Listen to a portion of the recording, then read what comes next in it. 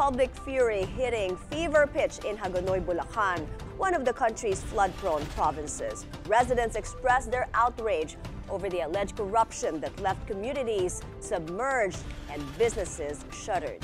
This despite public officials seemingly go unpunished amid billions of pesos allocated for flood mitigation.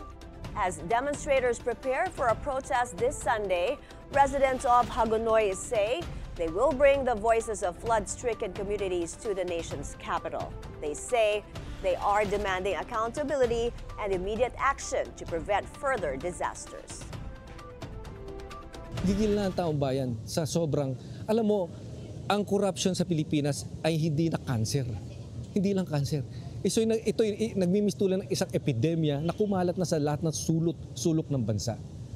Lahat ng sangay ng gobyerno, lahat ng ahensya ng gobyerno may nakawan. Yung pinakamasakit na epekto sa mga taga-Hagonoy, yung nawalan ka ng bahay, inagawan ka ng normal na paraan ng pamumuhay. Wala na kaming normal, ito na yung normal. Pero hindi namin sinasabi na sanay na kami.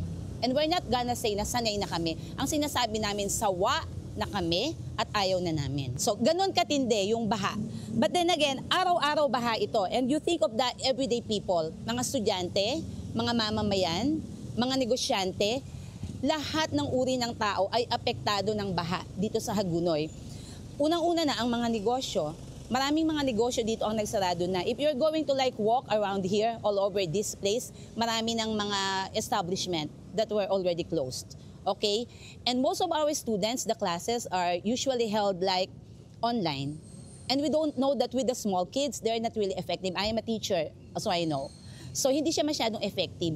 Kapag may malakas na ulan, kapag masyadong mataas ang tubig, walang klase ang mga bata. So hindi natututo ang mga bata namin. So ano mangyayari sa next generation ng Hagonoy?